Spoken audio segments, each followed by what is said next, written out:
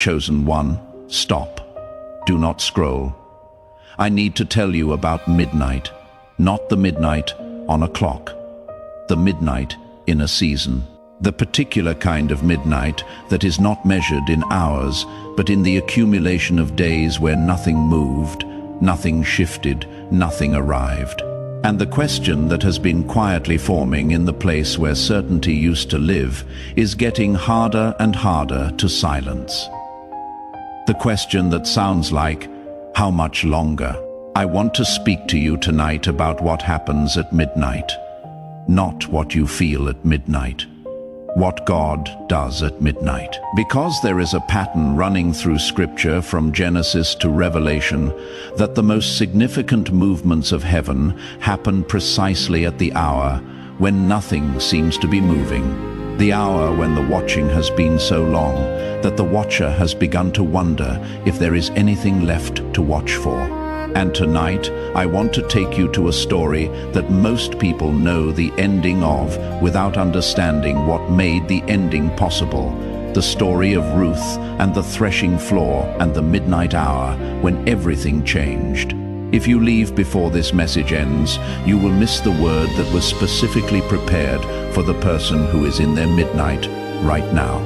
The one who has been faithful through a long season and has not yet seen what the faithfulness was building toward.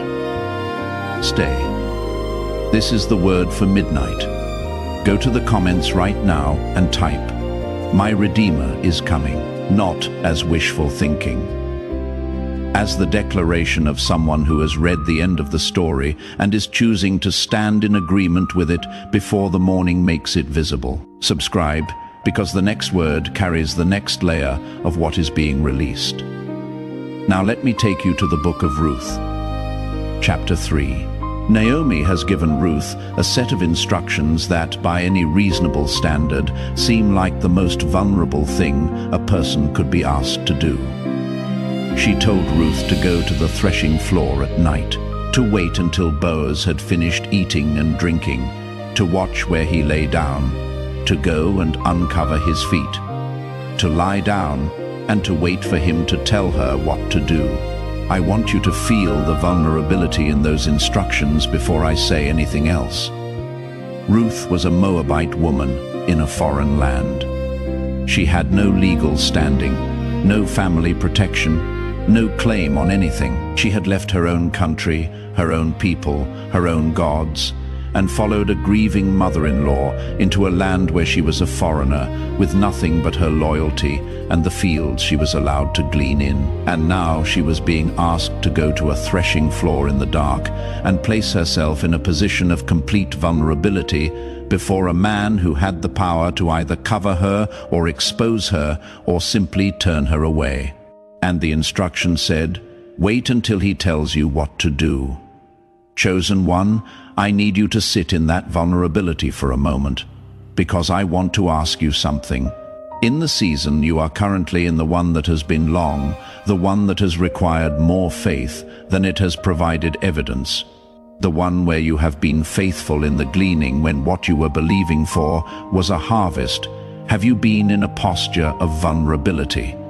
Not the performed vulnerability of someone who knows the outcome. The actual vulnerability of someone who has done what they were told to do and is now lying at the feet of something larger than themselves, waiting to be told what comes next. Because that is the position Ruth was in on that floor, not weakness. The particular kind of courage that is required to place yourself at the feet of a Redeemer and wait. And I want to tell you something about what that position produces. At midnight, Boaz was startled, the text says.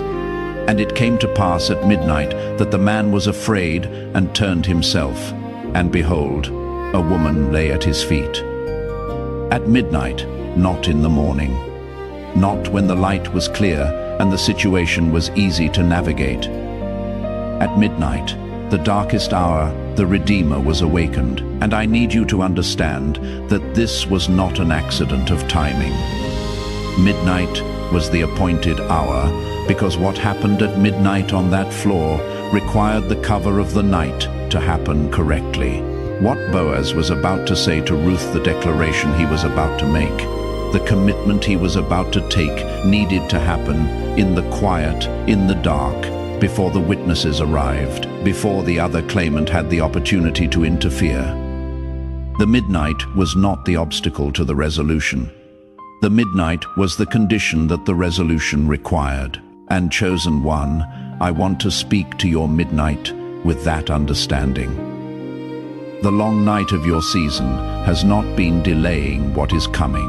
The long night of your season has been the condition under which what is coming can arrive correctly. Some things cannot be arranged in the daylight.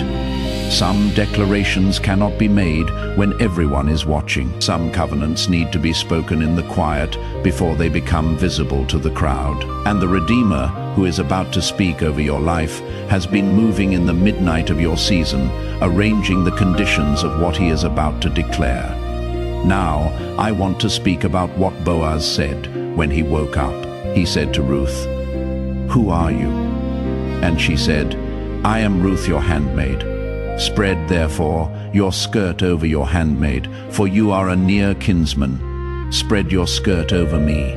In the language of that culture, in that time and that context, to spread one's garment over a person was the act of claiming them, of covering them, of saying, "This one is under my protection. This one is mine to care for." Ruth was not just asking for help, she was asking for a covenant. She was not asking Boaz to give her something, she was asking him to cover her with who he was. And what Boaz said next is one of the most beautiful responses in all of Scripture. He said, "Blessed be you of the Lord, my daughter, for you have shown more kindness in the latter end than at the beginning, more kindness in the latter end than at the beginning." He was saying, what you just did coming to this floor, making yourself vulnerable in the midnight hour, trusting the instruction, even when the instruction made no guarantees, that act of faith is greater than anything I saw you do in the fields.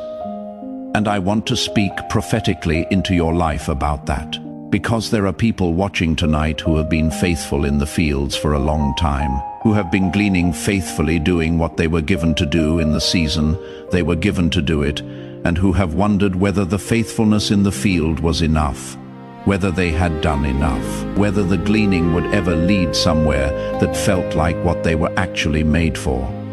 And the word from the threshing floor tonight is this: what you just did, the act of watching this, the act of placing yourself in a posture of receiving in the midnight of your season, is greater than everything that came before it. It is the kindness in the latter end, and it has been seen, and the Redeemer is awake. I want to speak now about the other claimant, because the story does not go directly from the threshing floor to the wedding.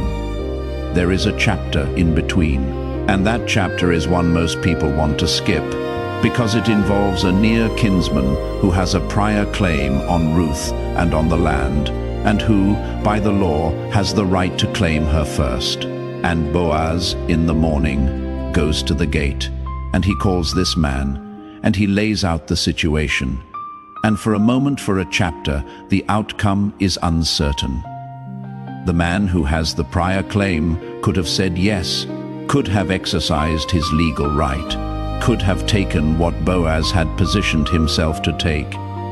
And chosen one, I want to name that chapter because I know some of you are living in it.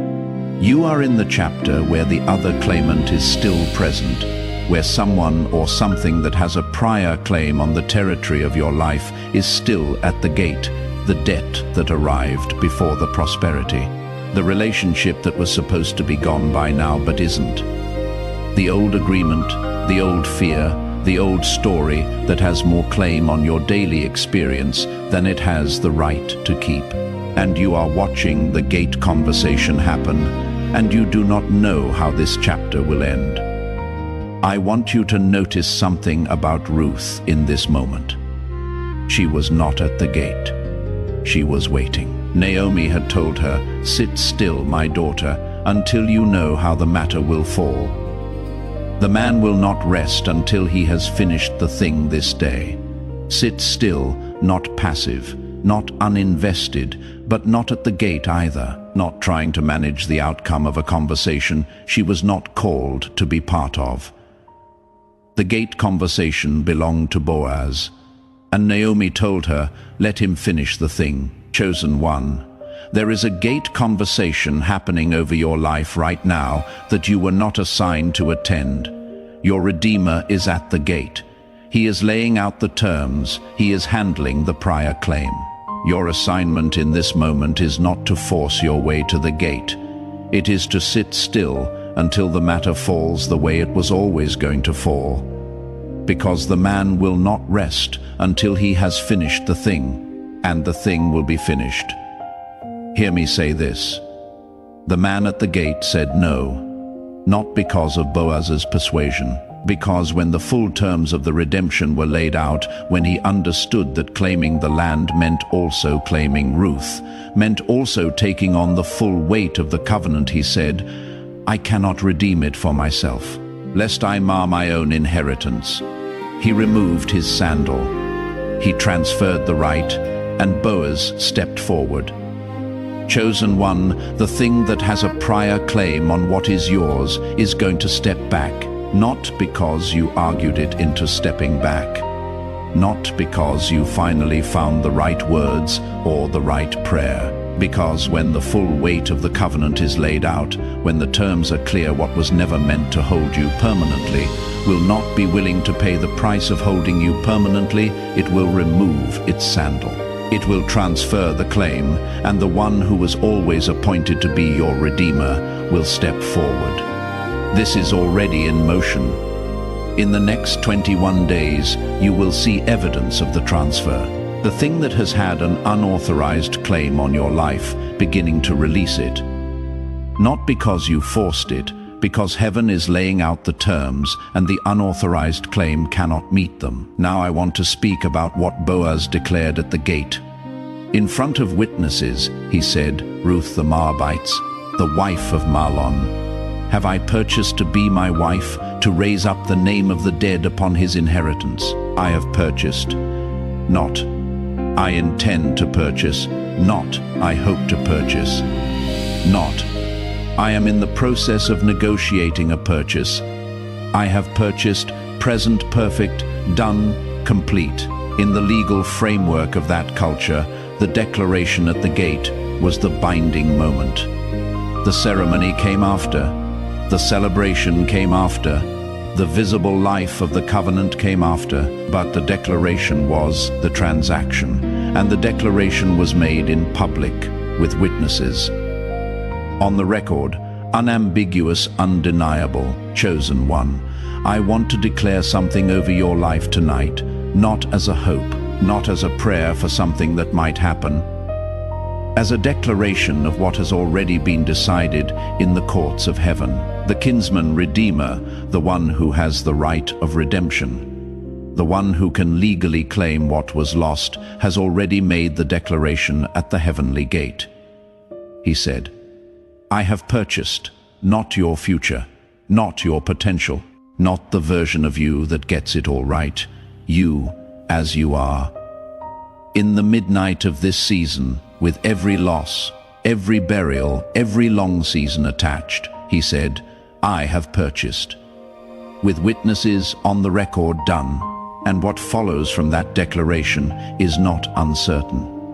It is the inevitable unfolding of a covenant that was established before you were watching.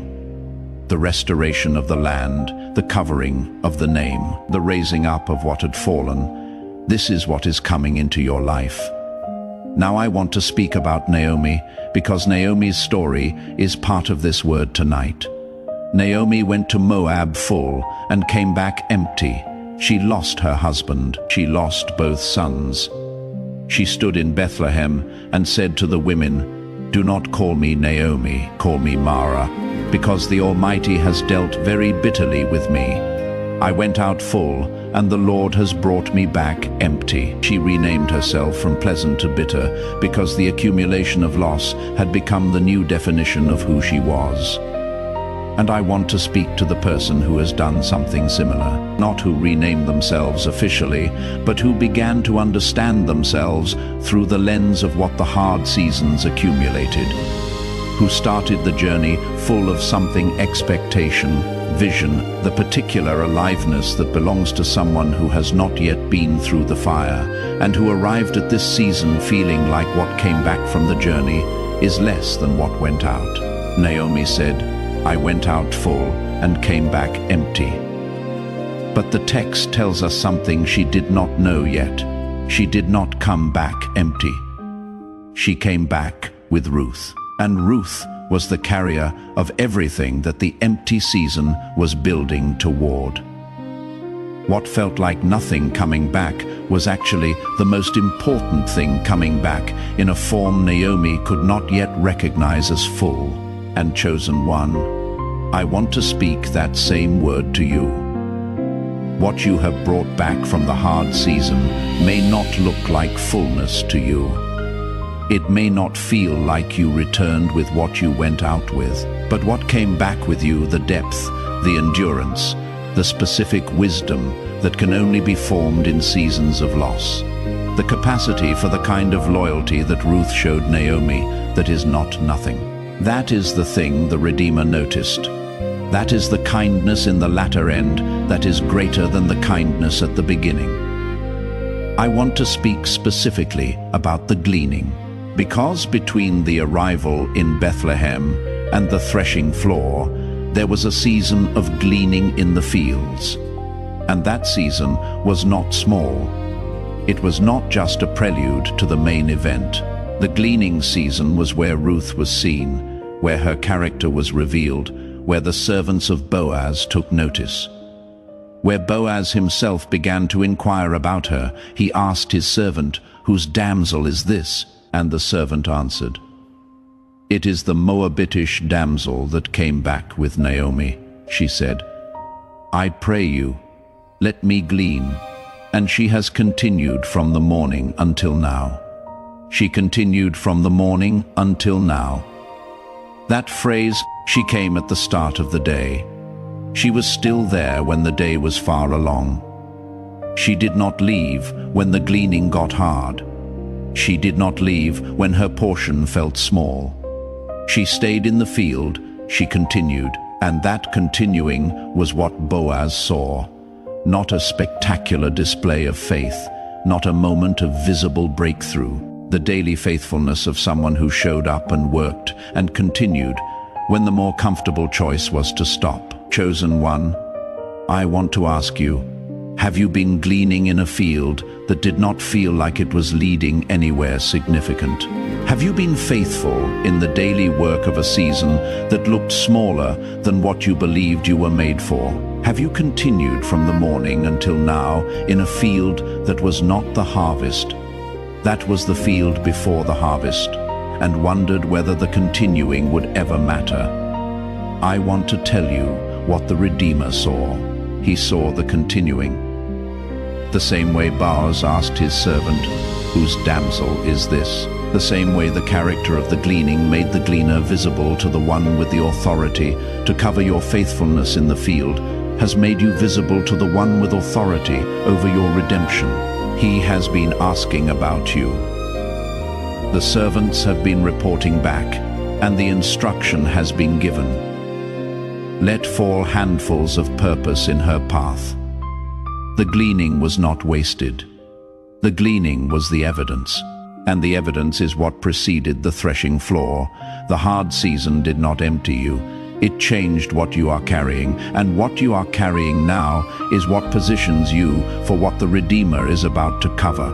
Now hear what heaven is releasing over your life, over your losses. I declare what Naomi lost in Moab was restored in Bethlehem. Not identically, but fully. The women at the end of the book of Ruth said to Naomi, "Your daughter-in-law who loves you is better to you than 7 sons." The restoration did not come in the form it left. It came in a form that was calibrated to what Naomi needed in the season she arrived in. And the losses of your life are being restored in this season, not as replicas of what was lost, as provisions that fit the person you are now after the journey, after the fire, after the long gleaning. Philippians 4:19 says, "My God shall supply all your need, according to his riches in glory." Not according to what you lost, according to his riches, calibrated to the fullness of the covenant, not the minimum of what you need to survive. The fullness of what the covenant was designed to provide. Over your identity, I declare, you will not be called by the name the hard season gave you. Naomi said, "Call me Mara," but the end of the book does not call her Mara. The end of the book calls her Naomi, because what the Redeemer restored the original name, not the name of bitterness, the name of the person before the bitterness arrived, pleasant and chosen one. The name the hard season gave you the identity assembled from loss and delay, and the accumulation of disappointment is not the name you carry out of this season. The Redeemer restores the name, and the restoration is beginning now over your harvest, I declare. Ruth went to glean in the fields, and Boaz told his young men, "Let fall also some of the handfuls of purpose for her, and leave them that she may glean them," handfuls of purpose. He was instructing his servants to deliberately drop provision in her path, not the minimum she was allowed to gather. Deliberate handfuls arranged for her specifically, and chosen one. This is the word for this season. There are handfuls of purpose being dropped in your path. Not because you have reached a new level of deserving, because the Redeemer has given the instruction. Watch for provision that appears in your path without you engineering its arrival. Watch for resources that land in your field without you knowing who dropped them. Those are not coincidences. Those are handfuls of purpose. The Redeemer's instruction has been given, and his servants are releasing what was held for this season. Now, I must warn you, do not skip this. In the next 72 hours, the enemy will send one specific distraction, and it will come in the form of the other claimant. Something with a prior claim on your attention. Your faith, your resources, something that looks urgent and that feels like it requires you to resolve it immediately, will present itself in the window between this word and the moment the Redeemer steps forward. I am telling you, let the gate conversation happen.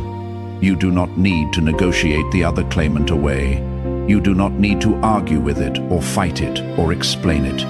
Go to your threshing floor, lie at the feet of your Redeemer, and let the gate conversation happen the way it was always going to happen.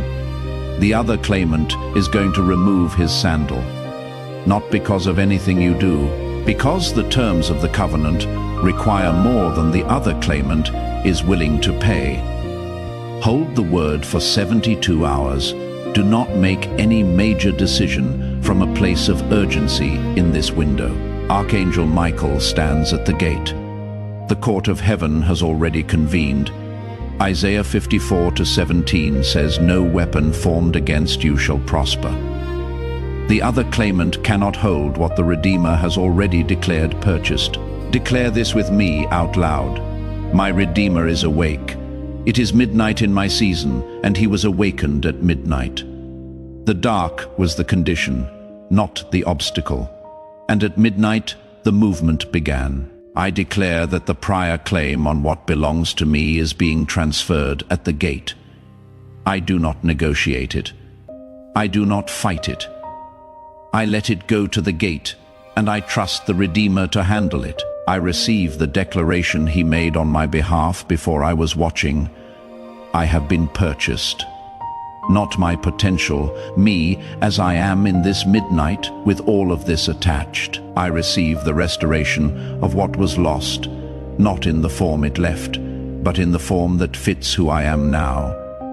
In this season, after the journey, I receive the handfuls of purpose that are being dropped deliberately in my path. I receive the name that the hard season could not permanently replace. I am not Mara. I am who the Redeemer says I am, and my Redeemer is coming.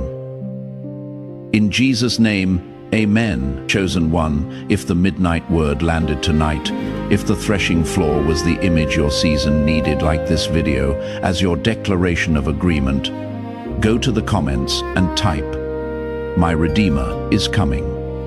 Let it be written. Let the gate hear the declaration. Subscribe, because the next word speaks to what happens when morning breaks after the threshing floor. The wedding morning.